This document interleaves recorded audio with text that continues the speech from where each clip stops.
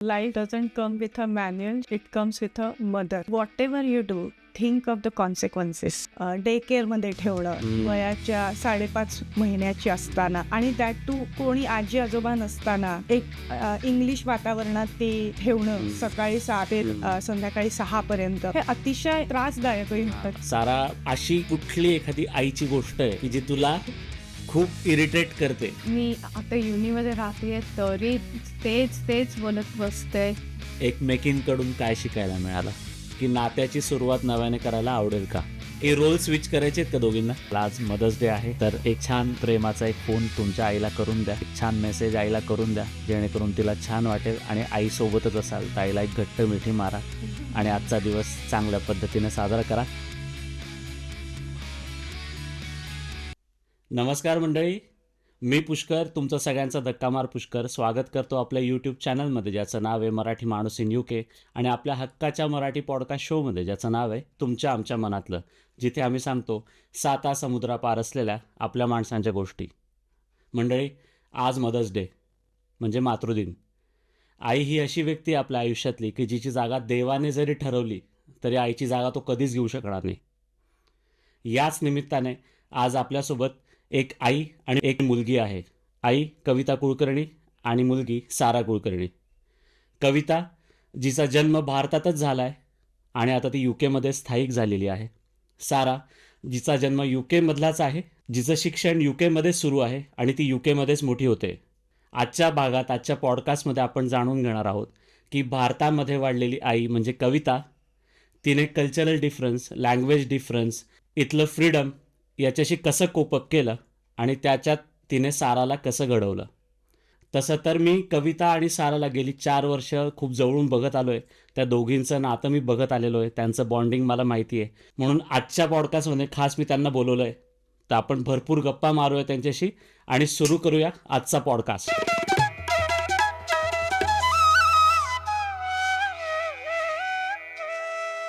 सारा, कविता, तुमचं खूप खूप स्वागत आहे आपल्या पॉडकास्टमध्ये तुमच्या आमच्या मनातलं मध्ये.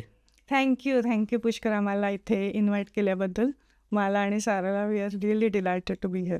मला पण, म्हणजे मी जितकं तुम्हाला बघत आलो आत्तापर्यंत त्यामुळे मला वाटलेलंच की तुम्हाला दोघींना आई आणि मुलगी म्हणून, आणि आजचा दिवस खास आहे मदर्स डे, अगदी त्यानिमित्ताने तुम्हाला बोलवायचं आणि तुमच्याबद्दल जाणून घ्यायचं. तो आमचा विचार करून आम्हाला दोघींना बोलवलं आणि एवढं समजून घेतलं की अरे नाही, या दोघी बरोबर आहे, अप्रोप्रिएट आहे या पॉडकास्टला. आपल्या नुसत्याच गप्पा असणार आहेत त्यामुळे असं काही काळजीचं कारण नाही आहे. मला कविता, तू सांगशील की तुझं मूळ गाव कुठलं आहे? तू UKमध्ये कधी आली? काय कारण होतं UKमध्ये यायचं तुझं? सो मी मूळ बडोद्याची आहे. अच्छा. आणि नंतर माझं लग्न झालं पुण्यात. त्याच्यानंतर आम्ही 1-1.5 वर्ष पुण्यात होतो. बरं. नंतर आम्ही 2004 साली UKला आलो. अच्छा. पहिल्यांदा आम्ही लंडनला होतो आणि नंतर आम्ही ब्रिस्टलला मूव्ह झालो. सो तिथे 2007 साली साराचा जन्म झाला. ओके. आम्ही मेनली म्हणजे माझा नवरा ऋषी त्याच्या जॉब निमित्तच इथे मूव्ह झालो. ओके. पण नंतर त्यांनी तिथे त्याचं एज्युकेशन मास्टर्स पण केलं. पण that was a good journey for us. नाही, अनुभव म्हणून तुलाही खूप फरक जाणवला असेल जेव्हा तू UKमध्ये आलीस? आणि खूपच जाणवला की अरे सगळं आपलं स्थायिक सगळं सोडून इथे यायचं आणि परत नव्यानं सुरू करायचं. मग मुलगी झाली, तिच्या बाबतीत कसे डिसिजन्स घ्यायचे, बरोबर, हे अत्यंत कठीण होतं, पण सारत गेलो. पण मग जेव्हा साराचा जन्म झाला इथे तेव्हा तुला असं वाटलं का, काळजी वाटली का की जनरली भारतात आपल्या अवतीभोवती खूप जण असतात आणि निर्णय घ्यायलाही सोपे असतात, पण इथे फक्त तू आणि ऋषी असे दोघेच होतात. तर असं तुला चॅलेंजिंग वाटलं का की आता साराच्या फ्युचरबद्दल, करिअरबद्दल आता कसे निर्णय घ्यायचे किंवा काय करायचं? आय थिंक लहानपणी जेव्हा ती जन्माला येणार होती, माझ्या इनिशियल डेज ऑफ प्रेग्नन्सीमध्ये ऋषीच्या आईवडिलांनी आणि माझ्या आईवडिलांनी आम्हाला खूप मदत केली. आणि पण चॅलेंजिंग होतं कारण आमचे विजाचे स्टेटसेस तसे होते. सो नोकरी करणं भाग होतं. लहान मुलाला, एवढ्या तहान्या बाळाला डे केअरमध्ये ठेवणं वयाच्या 5.5 महिन्याची असताना आणि दॅट टू कोणी आजी आजोबा नसताना एक इंग्लिश वातावरणात ते ठेवणं सकाळी 7 ते संध्याकाळी 6 पर्यंत, हे अतिशय त्रासदायकही हा, होतं की अरे कसं आपण एवढ्या लहान बाळाला ठेवून येतोय. सो गिल्टी वाटायचं खूप. साहजिक आहे, कारण तुला पण असे खूप वर्ष झाले नव्हते इथे येऊन, म्हणजे तेव्हा नाही, 3 वर्ष. जेमतेम 3 हा, वर्ष म्हणजे झाली. तुझं मूळ जे भारतीय होतं ते तेव्हा तसंच होतं. अगदी होतं. आणि भीती असते सगळ्या बाबतीत, भीती असते की अरे हे सगळं नवीन आहे. मी अशी वाढले नव्हते. मी माझ्या आजींच्या, दोन्ही आजीच्या सहवासात वाढलेली. माझी आई पण नोकरी करायची, पण आम्हाला तो प्रॉब्लेम कधी आला नव्हता. मी पण डे केअरमध्ये राहिली होते, पण ते डे केअर देखील एक इंडियन माणसाकडे होतं. सो तो तसा फरक नाही जाणवला जसं ओके. इथे आपल्याला हां हां हां हां, बरं बरं. सारा, तू काय करतेस सध्या UK मध्ये? हो. सो मी आत्ता लंडनमध्ये राहतेय. ओके. मी कॉलेजला जाते, रॉयल हॉलोवे युनिव्हर्सिटी. आणि तिथे मी फर्स्ट इयरमध्ये आहे, बॅचलर्स ऑफ सायन्स अकाउंटिंग आणि मॅनेजमेंटमध्ये. Okay okay. हो. कसं वाटतं तुला आता युनिव्हर्सिटीमध्ये? मला खूप आवडतं. इंडिपेंडन्स आहे, फ्रीडम आहे, आणि स्वतः लाईक कुकिंग करायला आणि सगळं क्लिनिंग करायला, लाईक ते पण लाईक एक्सपिरियन्स आहे. सो मला मजा येते हॉस्टेलमध्ये राहायचं आणि तसं सगळं. अरे वा, न्यू एक्सपिरियन्स हो, तुला. तेच.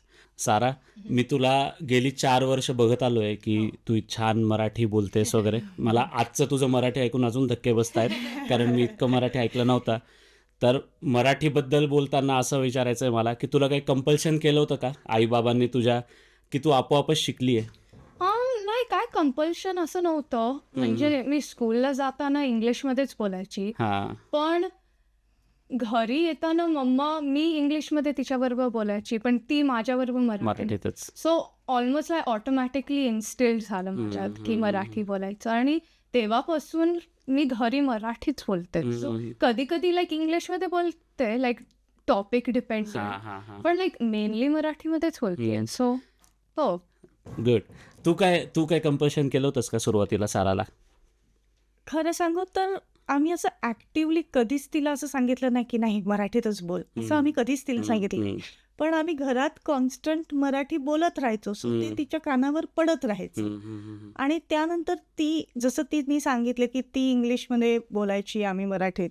ती घरी आल्यावर तिने जरी काही इंग्लिशमध्ये आम्हाला विचारलं तर आम्ही मराठीत तिला उत्तरं द्यायचो. आणि मग काही अशा गोष्टी होत्या की ती आम्हाला सांगायची की ती त्याचा संदर्भ लावायची इंग्लिश आणि मराठीचा. आणि त्याच्यामुळे तिची ती वोकॅब्युलरी जी म्हणतो आपण, इंग्लिश आणि मराठीचं कनेक्ट करायची, ती खूप वाढली. प्लस दुसरं म्हणजे तिचे आजी आजोबा सतत येत राहायचे. आय थिंक लहानपणी एक मुलांना ग्रॅस्पिंग असतं लँग्वेजचं, बरोबर. आणि त्या बाबतीत हे अगदी खरं ठरलं की ज्या वयाला तिने दोन्ही शिकलं पाहिजे होतं ते ती बरोबर शिकली. ओके. सो आम्हाला ते छान वाटलं की अरे आपण एफर्ट्स केलेत, पण असं आम्हाला ऍक्टिव्हली सांगत राहायला नाही लागलं ती. म्हणजे ते तुम्हाला दॅट्स गुड. तू छान वाटत असेल, आतून छान वाटत असेल असं अजून. हो, अतिशय छान वाटतं ते. She can communicate in both languages.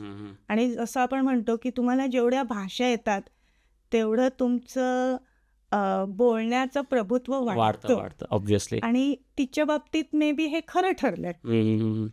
आणि तेच की नुसतं एखादी भाषा किंवा लँग्वेज येणं असं नाही, तर ती तिच्यात इमोशन्स पण पास करते तुम्हाला त्या लँग्वेजमधनं. त्यामुळे जेव्हा तुम्हाला असं असतं की तुम्हाला इमोशन्स तुमच्या एखाद्या लँग्वेजमधनं व्यक्त करता आल्या तर त्याच्यावर तुमची पकड असते. अशी तिची दोन्ही भाषांवर आहे. अतिशय आहे. म्हणजे कितीदा ती आम्हाला इंग्लिशचं मराठी ती आम्हाला सांगते की हा इंग्लिश वर्ड आहे पण त्याचं मराठी असं आहे.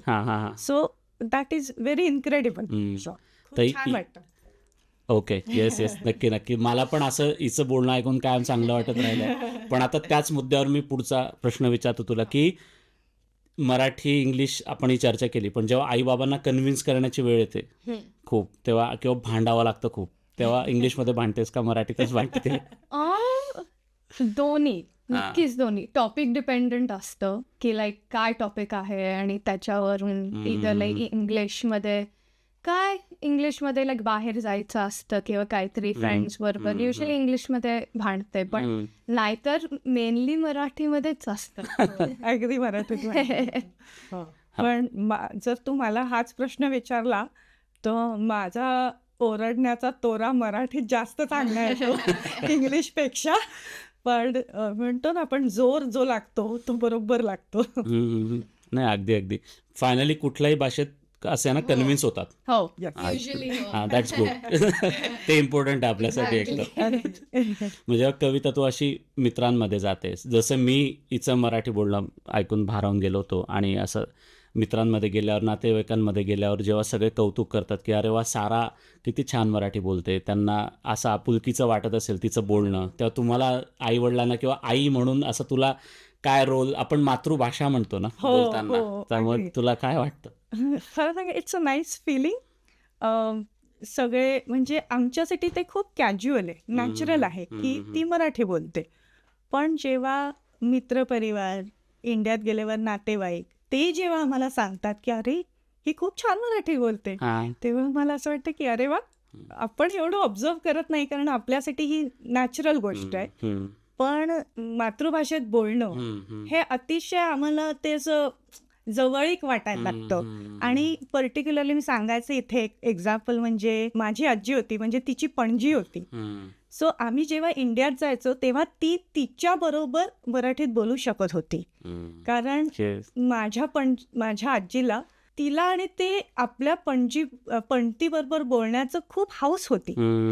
जर तिला फक्त इंग्लिशच आलं असतं आणि मराठी नसतं आलं तर हे कधीच घडू नसतं शकलं. सो ती माझ्यासाठी खूप गोड आठवण आहे की ती आज तिच्या पणजी आजीशी मराठीत संवाद साधू शकली. सो आहे, कौतुक आहे आम्हाला त्या गोष्टीचं. नाही, अगदी खरं आहे. म्हणजे आजीशी पण मराठीत बोलणं, आणि मग याच्यामुळे बॉन्डिंग खूप चांगलं तयार झालं असेल, आजीचं पण तुझं पण. आणि मग आता आपण बॉन्डिंगबद्दल सगळं बोलतोय, तुमच्या दोघींचं बॉन्डिंग आज मदर्स डे निमित्त आहे. तर कविता, तुला असा प्रश्न राहील माझा की UK मधल्या पॅरेंटिंग स्टाईलबद्दल काय मत आहे तुझं? कारण मी जसं इंट्रोडक्शनमध्ये बोललो की तुझा जन्म, तुझं सगळी जडणघडण भारतात झाली, तर तुला काय सांगायला आवडेल पॅरेंटिंग स्टाईलबद्दल? पेरेंटिंग हा खूप छान प्रश्न आहे. पेरेंटिंग, माझ्या मते पेरेंटिंग पद्धती किंवा स्टाईल ही एक देशबद्ध किंवा जागाबद्ध नसते. ती खूप स्पेसिफिक आणि सब्जेक्टिव्ह असते. ती तुमच्या फॅमिली कोर व्हॅल्यूशी अटॅच्ड असते. सो मी असे ह्याच्यावर खूप सल्ले नाही देणार, पण मला असं वाटतं की आमच्याकरता as a family communication and transparency हे खूप महत्त्वाचं होतं. की तुम्ही संवाद साधत राहा, तुम्ही तुझ्या आयुष्यात काय घडतंय ते तू बोलत राहा. तू बोलली तर आम्ही तुला मदत करू शकतो. बरोबर आहे. आणि तेवढे मग ते जवळीक किंवा बॉन्डिंग जे आपण म्हणतो ते राहतं. कारण आताची जनरेशन ही खूप चेक अँड चॅलेंज जनरेशन आहे, ज्याला मी म्हणेन की जर आपण त्यांना एखादा प्रश्न विचारला तर ते लवकर त्याचा आत्मसात करत नाही, ते त्याला प्रश्न करतात. आणि जसं आपण वाढत आलोय की आपल्याला काहीतरी मोठ्याने सांगितलं तर आपण ते ब्लाइंडली फॉलो केलंय. बरोबर. असं आताच्या जनरेशनमध्ये होत नाही. ही जनरेशन खूप हुशार आहे. ते कॉन्स्टंट विचारतात की असं का करायचं, आणि they want to explore and dissect, जे मी म्हणते की चेक अँड चॅलेंज पद्धती आहे त्यांची. पण आय वुड से की सगळ्या फॅमिलीजला त्यांच्या कोर व्हॅल्यूज असतात. बरोबर. आणि मी असं म्हणेन की ती फॅमिली इथे असो किंवा इंडियात असो किंवा अजून कुठल्याही देशात असो, त्या family core values nearly same असतात. की खोटं बोलू नका, मोठ्यांचा आदर करा, सगळं. पण आमच्यासाठी काही काही गोष्टी स्पेसिफिक होत्या आणि आहे, आणि आतापर्यंत त्या चालू आहेत. किती छान. म्हणजे अजून तुमची लिगसी कॅरी फॉरवर्ड होते असं म्हटलं तरी चालणार आहे. मे बी कनेक्ट आहे, आय वुड से की अजूनही तिला असं वाटतं की नाही, आईशी बोलावं किंवा आईने मला वेळ द्यावा किंवा बाबांनी मला वेळ द्यावा किंवा बाबा आज तू मला फोन नाही केलास. हे सगळं कॉन्स्टंट आमच्याकडे चालू असतं. किंवा आई तू ऑफिसला जाते तेव्हा मला जराही बोलता येत नाही तुझ्याशी. सारा, मला तुला सेम प्रश्न विचारायचा आहे, डिफरंट अँगलने. कसा की तुझे आई बाबा, त्यांचं लहानपण, आपण आता आईबद्दलच आजच्या दिवशी बोलतोय, तर तिचं लहानपण सगळं भारतात गेलंय, तिची पॅरेंटिंग स्टाईल म्हणजे तिच्या आईवडिलांनी तिच्यावर केलेले संस्कार किंवा पॅरेंटिंग स्टाईल खूप वेगळी होती. Yeah. तर तिला पण खूप चॅलेंजिंग गेलं असेल तुला ट्रीट करताना, आणि तुला ओव्हरऑल सगळं जे युकेचं पॅरेंटिंग स्टाईल होतं ते तुला तुझ्या मित्रमैत्रिणींमुळे माहिती असेल की त्यांचे पॅरेंट्स त्यांना कसे ट्रीट करतात आणि माझे पॅरेंट्स मला कसे ट्रीट करताय. तर तुला काय चॅलेंजिंग वाटलं का पॅरेंटिंग स्टाईल? एक आय मीन बेसिस सेमच असतं. मम्मा म्हणली तसं लाईक कोर व्हॅल्यूज, पण माझे फ्रेंड्स म्हणून मला लाईक बघायला मिळतं की त्यांचे पेरेंट्स थोडे जास्ती फ्लेक्सिबल लाईक वाटतात एनी आउटसाइड पर्स्पेक्टिव्ह मधून. पण ते इथे ब्रॉटअप झालेत आणि इथे शिकलेत, सो त्यांना लाईक एन्व्हायरमेंट आणि सगळं कळतं जास्ती. सो आय थिंक ते थोडं जास्ती लाईक फ्लेक्सिबल आणि केअरफ्री म्हणाला थोडं असतात, ओके कारण ओके त्यांना लाईक कमी भीती असते एन्व्हायरमेंटमुळे. पण नाहीतर आय मीन थोडं डिफिकल्ट असतं लाईक आई बाबांना कन्व्हिन्स करायला लाईक बाहेर जायला. पण ते हो म्हणतात आणि त्यांना माहिती आहे इथे लाईक मी इथे वाढली, सो मला कळतं एन्व्हायरमेंट कसं आहे. आणि त्यांना पण लाईक आता कळायला लागलंय की कसं असतं लाईक रात्री किंवा इवन डे टाइम मध्ये लाईक कुठे जायचं असतं आणि तसं सगळं. मग सारा, तुला असं कधी जाणवलं, म्हणजे प्रकर्षाने जाणवलं की इंडियन पॅरेंटिंग स्टाईल किंवा आई आणि इकडची आई, असा काय फरक जाणवला तुला? एखादा एक्झाम्पल देऊ शकतेस का तू? मेनली इंडिपेंडन्स बद्दलच आहे की लाईक स्वतः लाईक पब्लिक ट्रान्सपोर्टवर सिटी सेंटरला जायचं एकटी. आणि आय थिंक इथले पेरेंट्स ते खूप लाईक फ्रीडम, लाईक एकटी ट्रेनवर जायचं आणि असं सगळं असतं.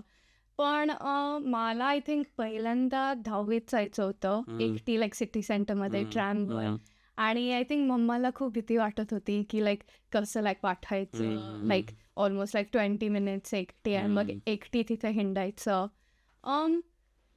आय थिंक ते मेनली जाणवलं की लाईक इथले पेरेंट्स त्यांना काही एवढं असं वाटत नाही की एनिवेज मला लाईक वाटत नाही की त्यांना एवढं लाईक भीती वाटते त्यांना पाठवायला. पण आय थिंक आईबाबांना थोडं लाईक रिझर्वेशन्स होते पाठवायचं.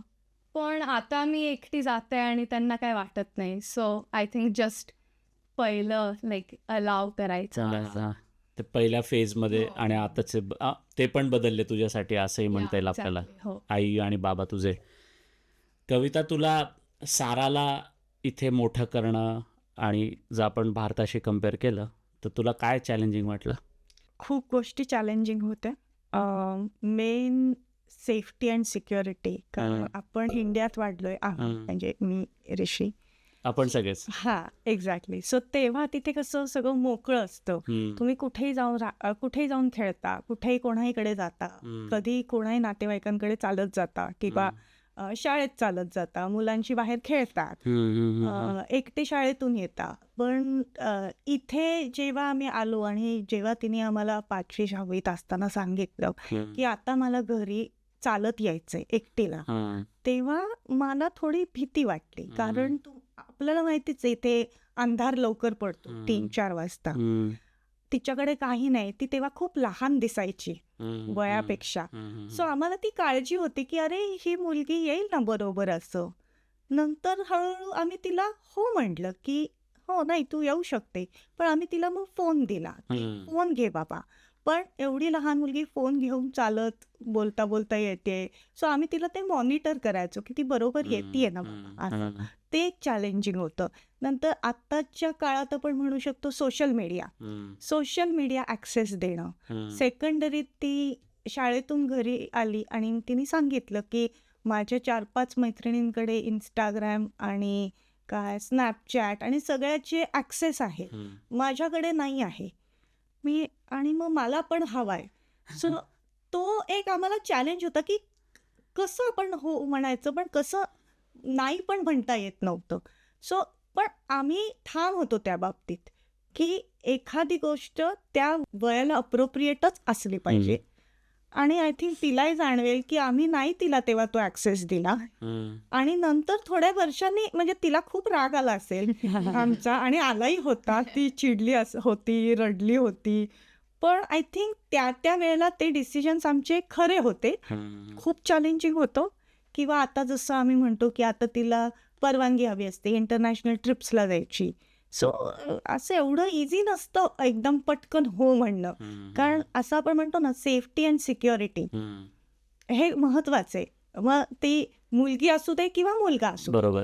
एक आई किंवा वडील म्हणून किंवा एक फॅमिली म्हणून आमच्या दोघांसाठी ते खूप महत्वाचं होतं आणि ते सगळ्याच आई वडिलांसाठी असतं.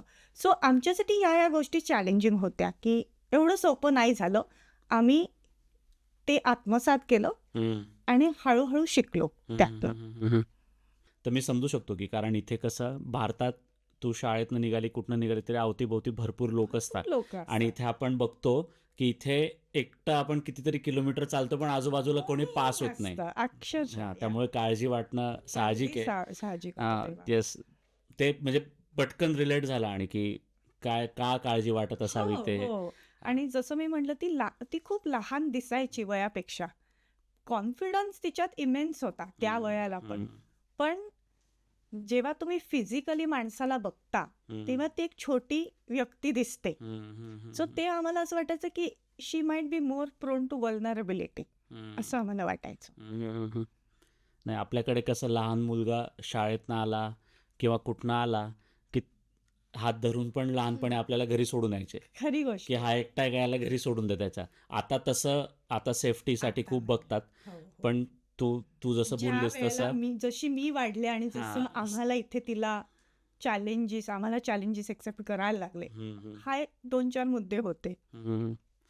सारा, तू इथेच लहानपणापासून राहत आली UK मध्ये, तर तुझं असं भारतात जाणं होतं का? हो, आय थिंक लहानपणे मी एव्हरी अदर इयर जायची. आता थोडं कमी झालंय. पण मला आवडतं आजी आबांना भेटायला मिळतं. तिथे 1-2 फ्रेंड्स होते माझे. सो तेव्हा पण लाईक खेळायला मिळायचं त्यांच्याबरोबर. कारण लाईक एवढं काही त्यांच्याबरोबर कॉन्टॅक्ट नव्हतं. सो खेळायला बाहेर आणि इथे खूप बाहेर खेळणं लाईक होत नाही माझ्या कॉलनीमध्ये. पण ऍक्च्युली खूप लाईक मी लहान होती तेव्हा कधीच लाईक आम्ही सगळे लाईक फोनवर लाईक फेस टाकला. सो ते मजा यायची. आणि इंडियाचं फूड म्हणजे मला पण खूप आवडतं. सो मला मजा येते लाईक आता पण मजा येते इंडियात जायला. मग तू लहानपणी जेव्हा भारतात जायची आजी आजोबांसोबत वगैरे वेळ घालवायची तेव्हा तेव्हा वाटायचं का तुला इकडे? हो, आय थिंक 2 वीक्स नंतर मला वाटायचं की मला घरी जायचंय. पण त्या 2 वीक्स करता मला मजा यायची ते. तुला कवितात असं सारासाठी अशा कुठल्या गोष्टी बदलाव्या लागल्या? आम्हाला आमचं थिंकिंग बदलायला लागलं खूप. की मी असं नाही म्हणणार की इंडियात काय होते आणि इथे काय होते, पण काही गोष्टी आम्हाला आत्मसात करायला लागल्या त्या की कशा वेगळ्या आहेत, कशा शक्य करू शकतो आपण तो वेगळेपणा आणि तो कसा एक्सेप्ट करायचा, हे आम्हाला खूप चेंजेस करायला लागले आमच्या ह्याच्यात. जसं की आपण म्हणतो खाण्यापिण्याच्या गोष्टी. आपण इंडियन खातो. आम्ही लहानपणी पण इंडियनच जेवायचो. ती जशी जशी मोठी झाली मग तिथे ब्रिटिश खायला तिला आवडायचं आणि मग आम्ही पण हळूहळू ते आत्मसात केलं की चालेल, जसं आपण इंडियन पोळी भाजी खाऊ शकतो तसं आपण पिझ्झा पास्ता किंवा अजून पण काही गोष्टी खाऊ शकतो. आणि त्या गोष्टी आमच्या रुटीन मध्ये आल्या मेनूच्या. बरोबर. की आठवड्याचा आम्ही वीकली मेनू प्लॅन करतो. ती खूप त्या बाबतीत एकदम हुशार आहे. सो मग तसे आम्ही ठरवत गेलो की हे 2 दिवस आम्ही इंडियन खाऊ, हे 2 दिवस आपण ब्रिटिश खाऊ. असं आम्ही आमच्यात तो बदल आणत गेलो आणि it was good for all of us as a family. बरोबर. आणि हे फक्त आता UK पुरतच मर्यादित नाहीये, भारतात पण. अक्षरशः मी म्हणणार ते की अगदी तसंच आहे. तू बरोबर बोललास की हे फक्त UKत मर्यादित नाहीये. सगळ्या मुलं आणि सगळ्या आयांची हीच कटकट असते की मुलं इंडियन खात नाही, त्यांना पोळी भाजी आवडत नाही. आणि भारतातही ते किती आता वाढलंय, म्हणजे बाहेर जाऊन खाणं, चायनीज असेल, मोमोज आहेत, काय पिझ्झा, काय त्याचं प्रमाण खूप वाढलंय. आपणही तसं केलंय लहानपणी. म्हणजे एवढं नव्हतं पण कॉलेज टाइम मध्ये वगैरे आपल्याच्या वेळेलाही तसं एक होतं. सारा इथे मोठी होते, म्हणजे आता लहानपणापासून आतापर्यंत, आता युनिव्हर्सिटीमध्ये वगैरे. तर तुला असं कधी वाटलं का की सारा कल्चरली दूर जाते? नक्कीच वाटलं. म्हणजे मी इथे स्वतःशीच खोटं नाही बोलू शकत. नक्कीच वाटलं, कारण आधी आम्ही प्रयत्न करायचो की लहान असताना, की कारण ते लहानपण असतं तेव्हा तुम्ही मोल्ड करू शकता मुलांना. तर तेव्हा आम्हाला वाटलं की हिने आपले इंडियन डान्सेस शिकावे, इंडियन गाणं शिकावं असं. पण ते नाही शक्य झालं. ती जशी आपण म्हणतो आपली जशी ती ओढ असते भाषेशी किंवा कलेशी, सिनेमा बघण्याशी किंवा सणांशी, तशी ती तेवढी ओढ तिची कमी आहे. पण आम्ही तिला म्हणून नाही म्हटलं. तिने तेच सगळ्या गोष्टी पण ब्रिटिश गोष्टीत किंवा इंग्लिश डान्सिंगमध्ये किंवा इंग्लिश म्युझिकमध्ये तिने ते पुढे कंटिन्यू केलं. सो प्रयत्न आम्ही केला, पण त्याचा अजून एक फॅक्टर काय की तिच्या आजूबाजूच्या मैत्रिणी ज्या होत्या लहानपणापासून, त्या कधीच इंडियन नव्हत्या. त्या सगळ्याच ब्रिटिश होत्या. सो आपण म्हणू शकतो, आणि 100% नाही, की एखादी मैत्रीण किंवा मित्र किंवा आपल्या बाबतीत असे असतील तर थोडंसं असं वाटतं की ती करते मी पण करते, इन्फ्लुएन्स होतो. एक्झॅक्टली. पण तसं तिचं नाही झालं. मग आम्ही म्हटलं की हो ठीक आहे, ती काहीतरी कला तिची परसिव्ह करते आणि तिच्याकडे म्हणजे तिला आहे ते तेवढं नॉलेज आहे, तिला गाण्याची खूप आवड आहे, ती अप्रतिम डान्सिंग करते. ठीक आहे, भरतनाट्यम कथक नसेल करत, पण ती तिच्या इंग्लिश डान्सिंगच्या क्षेत्रात तिने खूप काही केलंय आणि ते ती अजूनही परसिव्ह करते युनिव्हर्सिटीत. सो आम्हाला वाटलं हे छान आहे, गुड बॅलन्स. म्हणजे तू लहानपणी तिला मोल्ड करायचा प्रयत्न करण्यापेक्षा आता तू मोठेपणे स्वतःलाही तुम्ही दोघांनी मोल्ड केलंय. आणि जसं म्हणतं की म्हणून म्हणजे तिला असं नाहीये की मला गणपतीला जायला आवडत नाही किंवा दिवाळी करायला आवडत नाही, असं नाहीये. जेवढ्या मनाने ती दिवाळी, दसरा किंवा गणपतीचे सण साजरे करते, तेवढीच ओढ तिला ते क्रिसमस आणि हॅलोविनच्या सेलिब्रेशनची पण आहे. अगदी म्हणजे ती ओढ आम्हाला नसेल, पण तिला त्या दोन्हीची इक्वल ओढ आहे. ती आता अशी मंडळात वगैरे जाईल आणि काही करेल ही मी अपेक्षा नाही ठेवू शकत. बरोबर. आणि मे बी तिला तशी आवड नाहीये, पण म्हणून ती त्या सणांमध्ये भागीदारी होणार नाही असं नाही.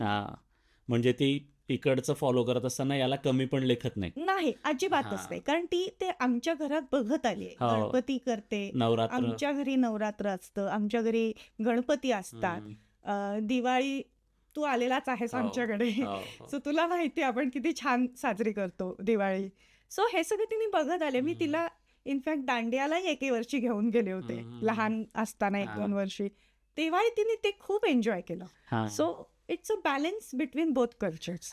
आणि मी ते पण बघितलंय की तुम्ही जेव्हा केव्हा एखादा गणपतीसाठी गेट टुगेदर करणार असाल किंवा दिवाळीसाठी गेट टुगेदर करणार असाल तर तुम्ही हे आवर्जून बघता की सारा जेव्हा येणार असेल युनिव्हर्सिटीवरनं परत त्या पिरियडमध्ये तुम्ही गेट टुगेदर, जेणेकरून तिलाही सहभागी होता येईल त्या.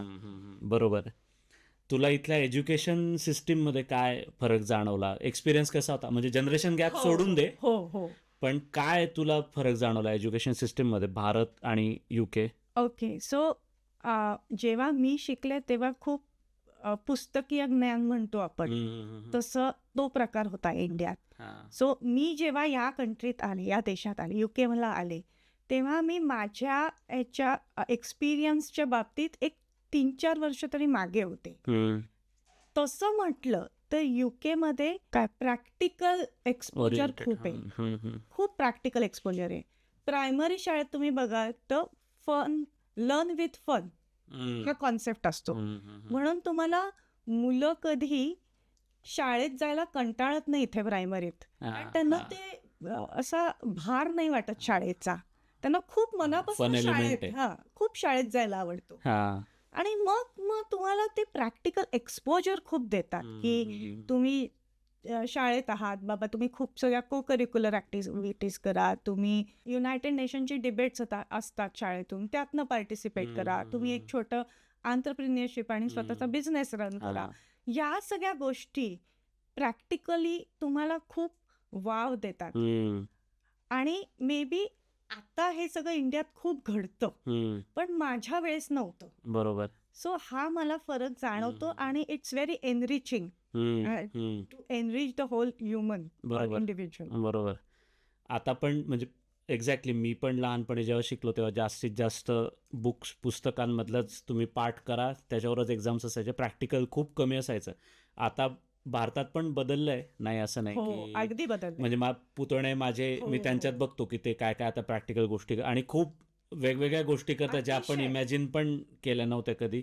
तर तसं त्यांना म्हणजे आता होत आहेत चेंजेस, नाही असं नाही. अगदी खरंय होतं. आणि आताची मुलं मी म्हटलं की खूप हुशार आहेत, खूप स्मार्ट आहे, त्यांना खूप एक्सपोजर आहे, सोशल मीडियाचं एक्सपोजर आहे, त्यांना वाचन करतात, त्यांना ज्ञान असतं सगळ्या गोष्टींचं. बरोबर. बरोबर. आय थिंक त्या कंपॅरिझन मध्ये आपल्याला ते एक्सपोजरही नव्हतं आणि त्या सुविधा पण नव्हत्या.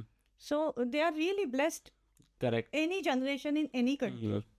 आणि मी सारा तुझ्या बाबतीत एक असं ठामपणे सांगू शकतो की एज्युकेशन सिस्टीममध्ये तू बरीच म्हणजे पुढे गेली. का याचं कारण की मी तुझे फोटोज मँचेस्टरमध्ये होर्डिंगवर पण बघितलेले आहेत, त्यामुळे ते आईसाठी तुझ्या खूप प्राऊड असेल, नाही का? आम्ही फोटो पाठवायचो की साराचा फोटो आम्ही होर्डिंगवर बघितला वगैरे, त्यामुळे आय एम शुअर की तू त्या इथल्या पण एज्युकेशन सिस्टीममध्ये खूप हो. पुढे गेली आहेस आणि व्यवस्थित केलं आहे.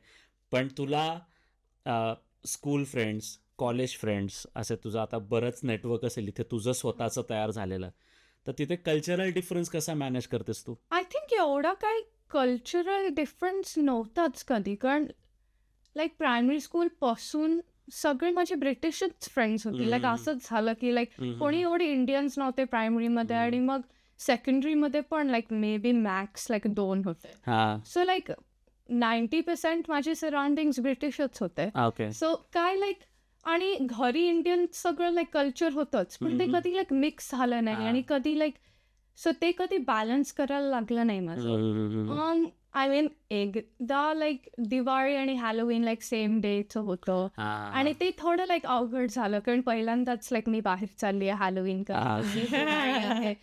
पण लाईक बॅलन्स असतो, लाईक मी घरी राहते लाईक दिवाळी करता, लाईक कारण ते आपलं सण आहे. हां, बरोबर. पण काही लाईक कल्चरल डिफरन्स जास्ती नव्हताच फ्रेंड्समध्ये.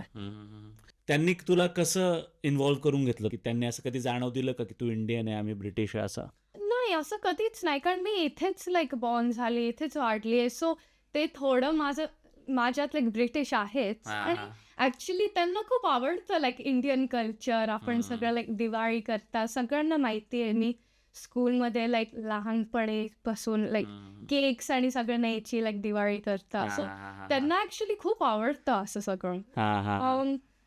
सो आय थिंक खूप नॅचरल होतं, लाईक आम्ही कसं लाईक बाहेर जायचो, हँग आउट करायचो, तसे सगळं.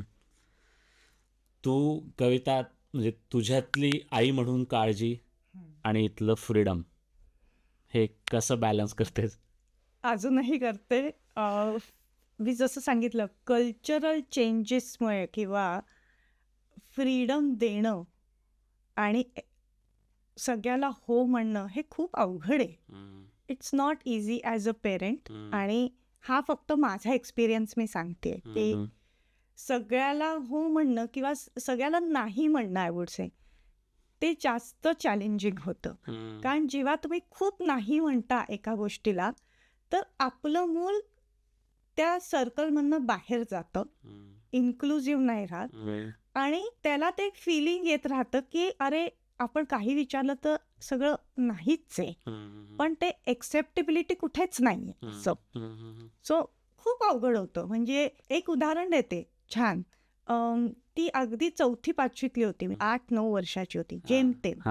ती एक संध्याकाळी शाळेतून आली आणि तिने मला विचारलं की आई, मला माझ्या फ्रेंडनी इन्व्हाइट केलंय 3 नाईट्स करता सेंटर पार्क्सला जायला तिच्या फॅमिली बरोबर.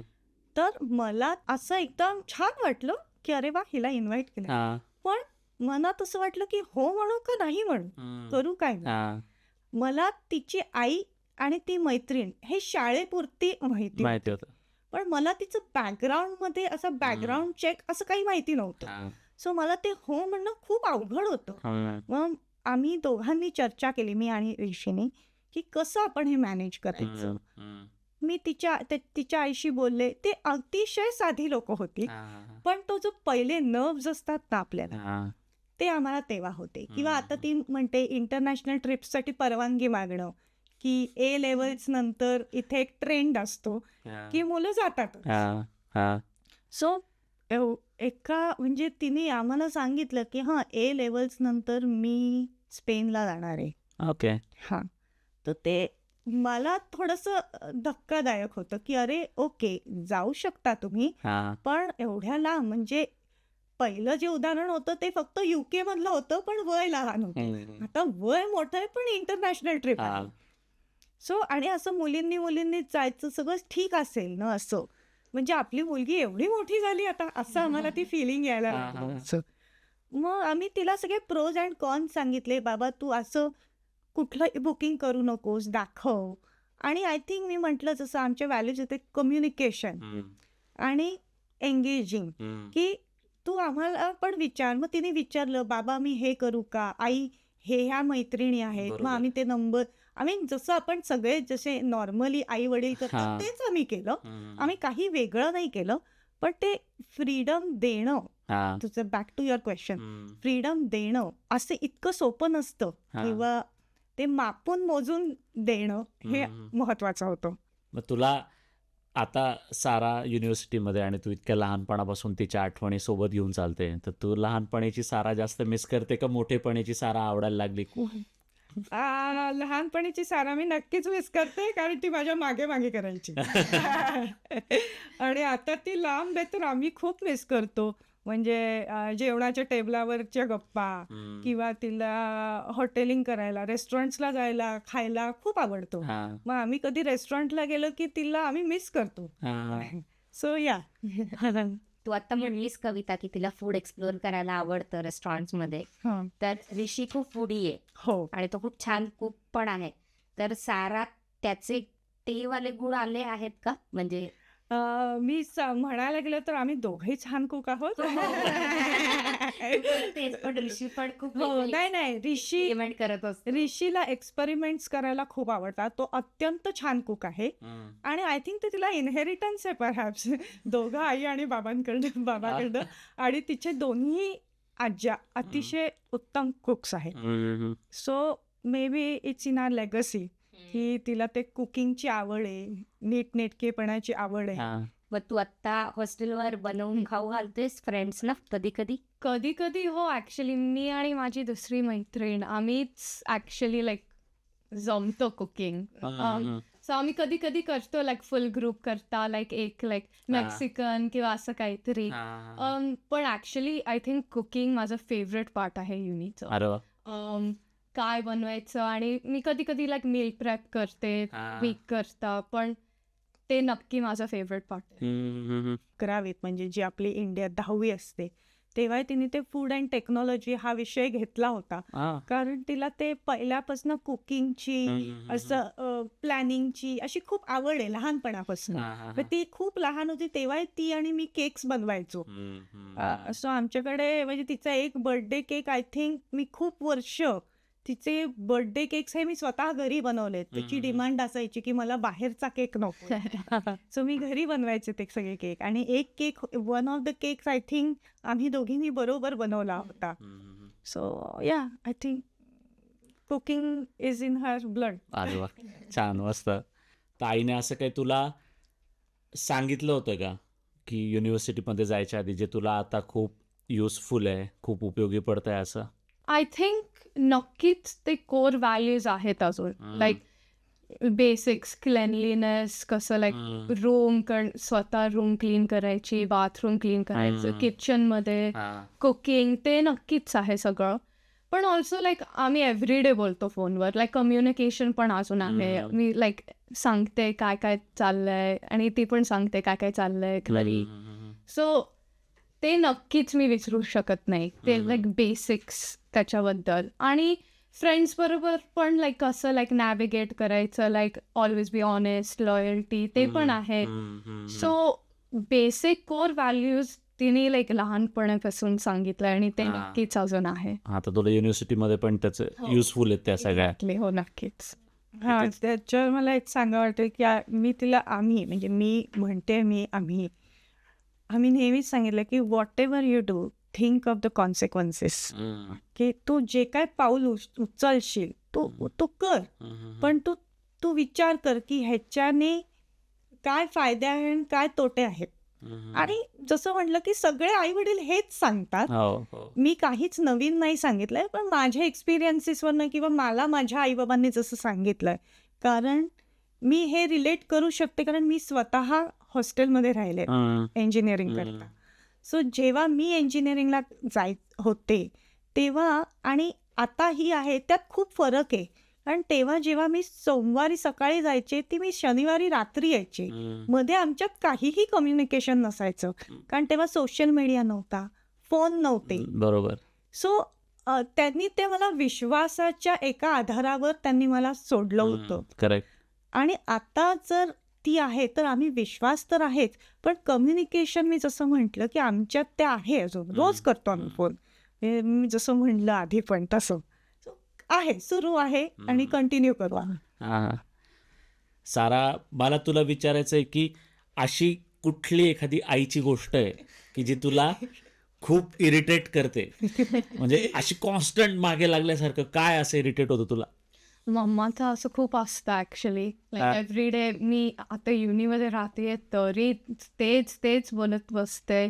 कधी कधी तेच सांगते की लाईक ब्रश केलाय का, काय जेवणार आहे आज, जस्ट उठल्यानंतर काय जेवणार आहे, रात्री काय करणार आहे.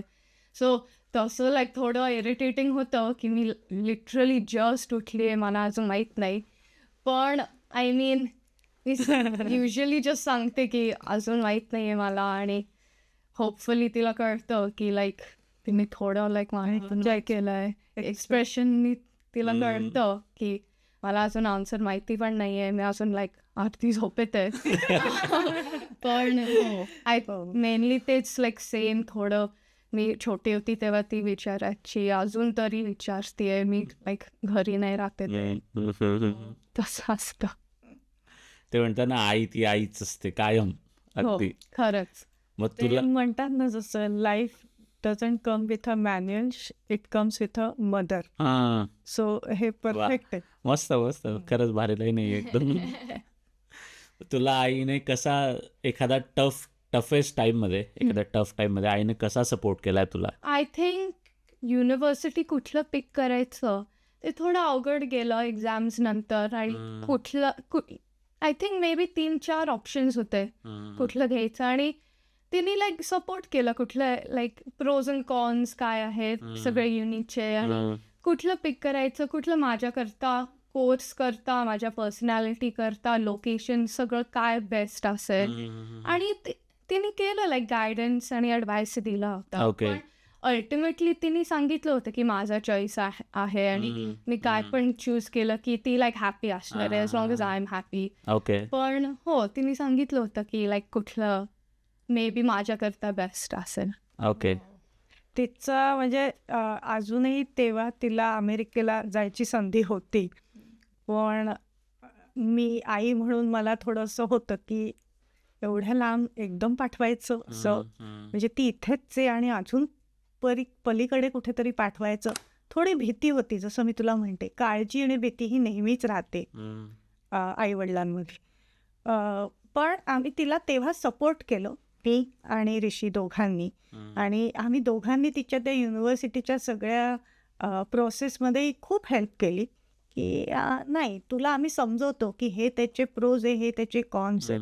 जसं तिने युनिव्हर्सिटी सांगितलं तसं मी म्हणेन शाळेबद्दलही, की तिला जेव्हा ती लहान होती आणि तिला प्रायमरीमधनं सेकंडरीमध्ये ॲडमिशन मिळाली होती, तर तिला आम्ही समजावलं होतं की अगं शाळा आहे, ती अगदी घराच्या बाजूला आहे, तू तिथे जा, तुझा वेळ वाचेल, तुला तिथे तिचे मैत्रिणी आहेत, मित्र आहेत, सगळे तिथे जवळचे ओळखीचे आहेत. तर म्हणजे हा त्याचा प्रो आहे. पण तिला तेव्हा एक फॅसिनेशन होतं गर्ल्स स्कूलमध्ये जायचा. ओके. तर ती त्या बाबतीत ठाम होती की मला गर्ल्स स्कूलमध्येच जायचं आणि मला ह्याच शाळेत जायचंय. आणि ती लांब होती, तिथे तिचे कुठलेच मित्रमैत्रिणी नव्हते. पण तेव्हा आम्ही तिला सपोर्ट केलं की ओके बाबा तू चालली आहे तर जा, पण हे त्याचे प्रोज आहे आणि हे त्याचे कॉन्स आहे. आणि जसं म्हणतात सगळेच आई वडील मुलांना हेल्प करतात, सपोर्ट करतात. सो आम्ही पण त्याच प्रोसेसमधून गेलो. असं कधी घडलं का ग की तुला अकॅडमिकली किंवा अभ्यासात कमी मार्क मिळाले किंवा यू वेअर डिक्लायनिंग करिअरमध्ये, तर आई ओरडली किंवा आईने सपोर्ट केलं किंवा असं ज्याच्यात आईने तुला म्हणजे आधार दिला किंवा सांभाळून घेतलं, असं काही? आय थिंक 8वीत माझं एक सब्जेक्ट होतं आणि ते लाईक रिलिजन आणि फिलॉसॉफी. आणि ते लाईक मला कधी लाईक समजलंच नाही कसं लिहायचं आणि कसं. आणि माझी मार्क्स लाईक ऑलवेज थोडे ॲव्हरेज होते, लाईक मला हवं होतं तसं कधी नव्हतं. आणि आय थिंक 9वीत फायनल एक्झाम होते त्याच्याकरता. सो मी खूप लाईक स्ट्रेस्ड होती की लाईक मला मार्क्स नाही मिळते.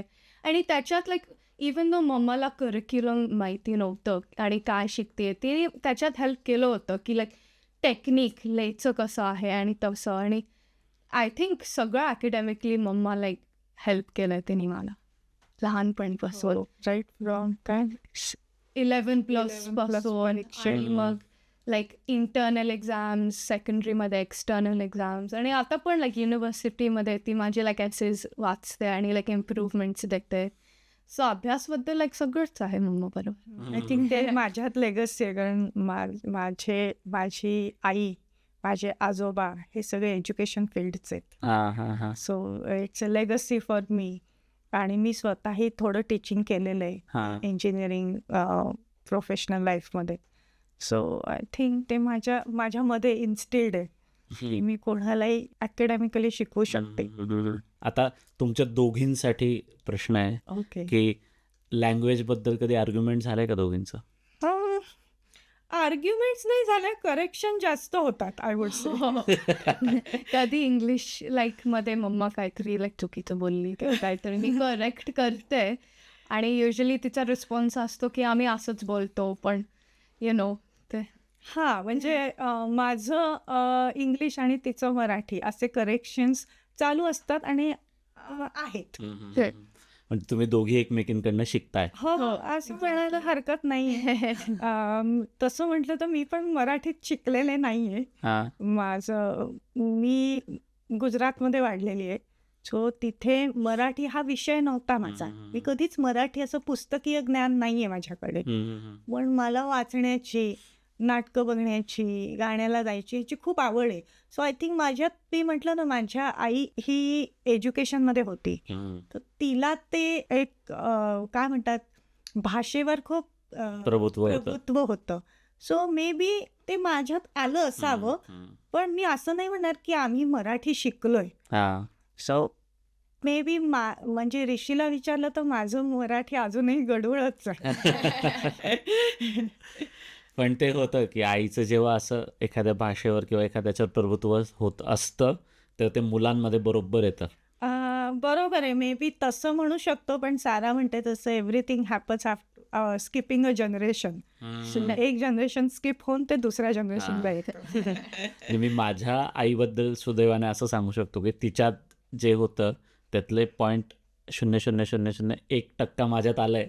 अजून बरंच आईचं यायचंय. पण तू जे म्हटली की आईचं आपल्यामध्ये आपोआप मूर्त कुठेतरी मूर्त. ते खरं आहे अगदी. इथे दिसतंय लाईफ. परत पुढचा प्रश्न दोघींसाठी, एकमेकींकडून काय शिकायला मिळालं? I can go.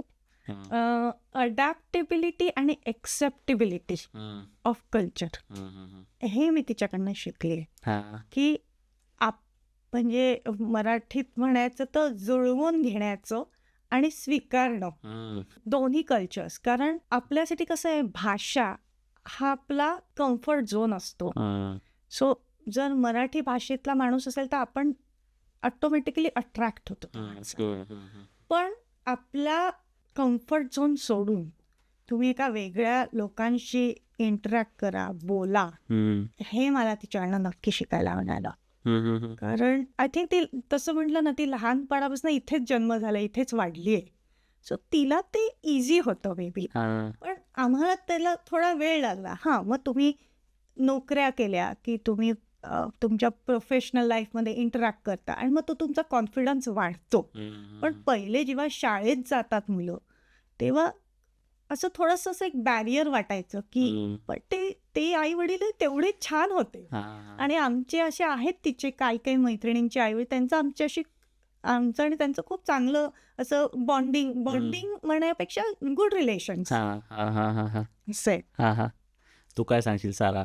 Mainly practical side cooking आणि क्लिनिंग नक्की मम्माकडून लाईक शिकली आहे. कसं लाईक नीट राहायचं, सगळं लाईक छान ऑर्डरली असायला पाहिजे. आणि कुकिंगमध्ये पण आय थिंक तिने लाईक बेसिक थिंग्स मला शिकवलं आणि तिथून जास्ती माझं लाईक कुकिंगचं आवड आलं. आणि मग फ्रेंड्स बरोबर कसं लाईक सोशल व्हायचं आणि तसं सगळं. मम्मा खूपच सोशल आहे आणि मला पण आता त्याच्यामुळे लाईक बाहेर जायला फ्रेंड्स बरोबर खूप आवडतो.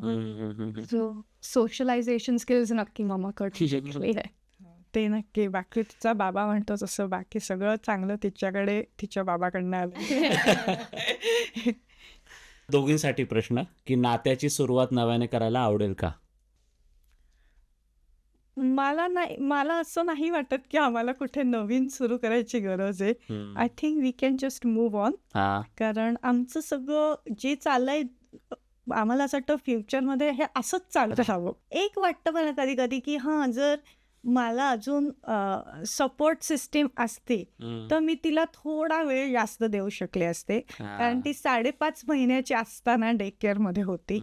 आणि तुला माहितीच असेल इथे सगळे विजा स्टेटस आणि तुम्हाला मेंटेन वर्क परमिट, तेव्हा सगळं खूप वेगळं होतं. सो आणि हे परत सांगते सगळ्या आईवडिलांनी केलं असेल, मी काही वेगळी नाहीये. पण ते एक जो गिल्ट असतो ना तो राहिला माझ्या मनात. पण आय थिंक मी पण तशीच वाढले. माझी आई जॉब करायची, आजी आजोबा होते माझ्याकडे, पण तरी ते एक डिफरन्स होता की आजी आजोबा असणं आणि डे केअरला जाणं. सो ते मी त्याला कसं रिवाइंड करता येईल मला नाही माहिती. पण ती वाटतं गिल्ट आहे माझ्यात थोडासा. पण आय थिंक त्या सगळ्या प्रोसेसमुळे ती खूप कॉन्फिडंट झाली आहे. मला नाही वाटत कधीच ती अशी मी कुठेतरी तिला ठेवलंय आणि ती रडली आहे. आय थिंक खूप पेरेंट्सच्या या म्हणजे तक्रारी असायच्या की अरे बापरे, आता मुलाला ठेवलंय, खूप रडतोय तो, खूप रडतीये ती, आता मला जमत नाहीये, काम करा. त्या बाबतीत मी खूप लकी होते. किती छान. हो, अतिशय लकी होते. तू काय सांगशील सारा? Honestly same. मला काही वाटत नाही की लाईक बदलायला पाहिजे किंवा असं काय. मला लाईक ऑब्व्हियसली आम्ही भांडतो कधी कधी, पण ते लाईक ऑब्व्हियसली होणार आहे आई बरोबर. पण मला वाटतंय की आता आम्ही लाईक जास्ती लाईक फ्रेंड्ससारखं वागतो कधी कधी. आणि ते लाईक त्याच्यामुळे आहे लाईक पास्टमध्ये काय काय झालंय, लाईक कसं लाईक आम्ही त्याच्यावर लाईक ओव्हरकम किंवा काय झालंय त्याच्यामुळे आम्ही एवढे लाईक क्लोज आहोत आणि सारखं बोलतात आणि असं. परत पुढचा प्रश्न दोघींसाठी की रोल स्विच करायचे आहेत का दोघींना?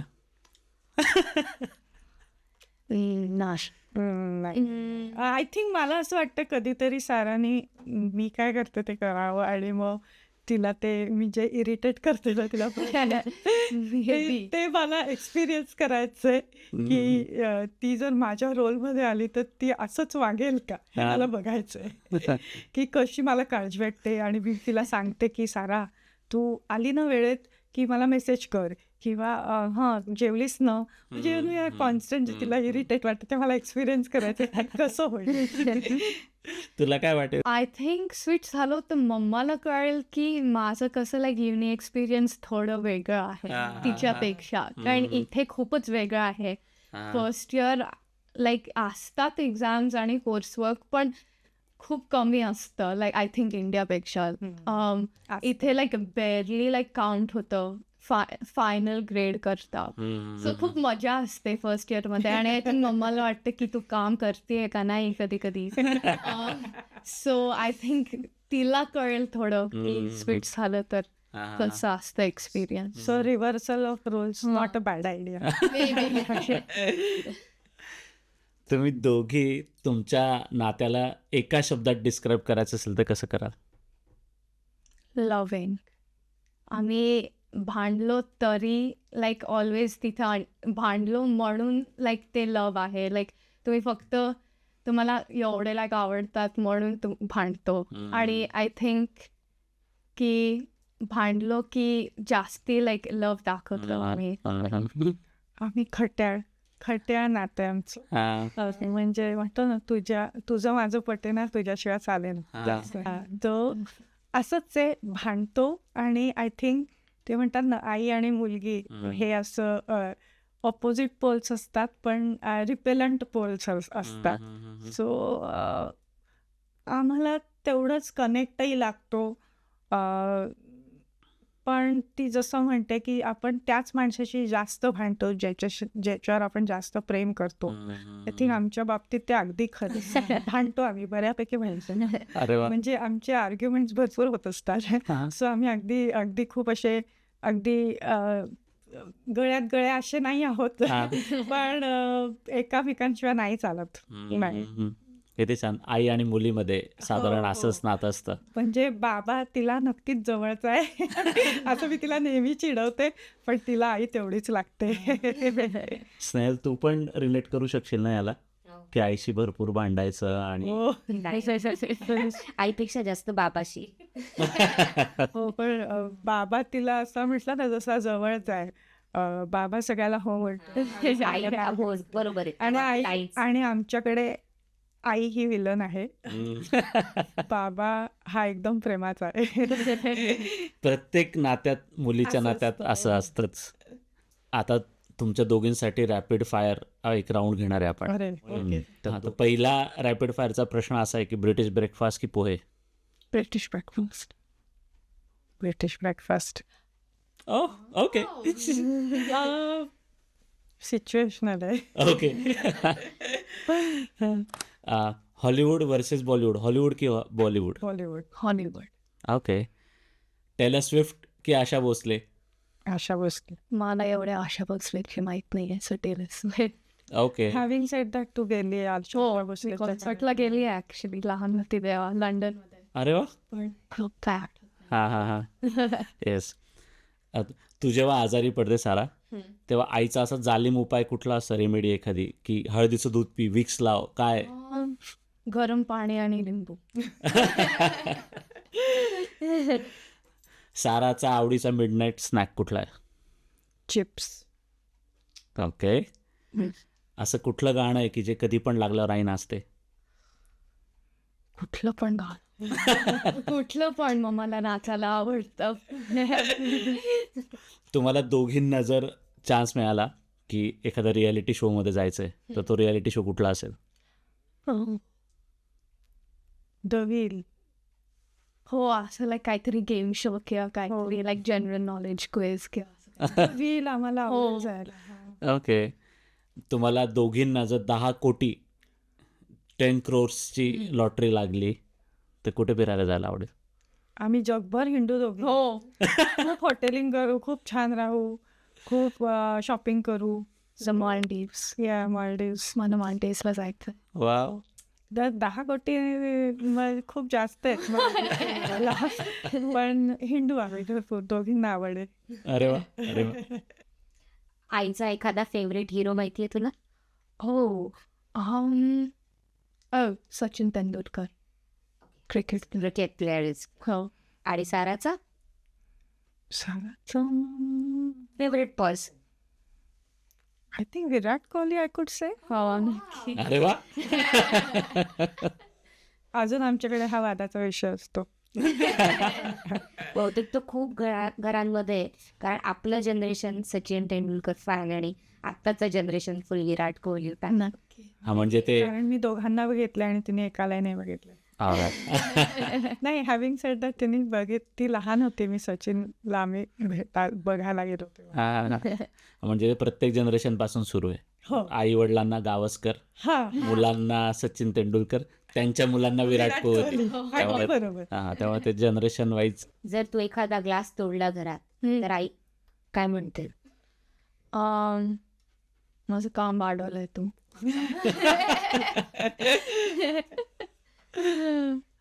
ओके, आता खरेच आपल्याला मराठी शब्द ऐकायला मिळाले सर.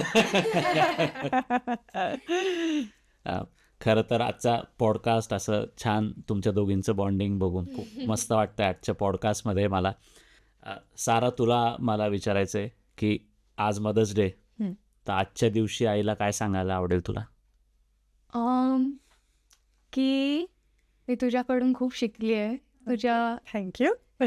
कामाचं डेडिकेशन, तुझं घरी कसं काम करते, कुकिंग, क्लिनिंग सगळं बॅलन्स करते कामाबरोबर, आणि मला पण खूप लक्ष देते त्याच्याबरोबर. सो त्याच्याकरता थँक्यू.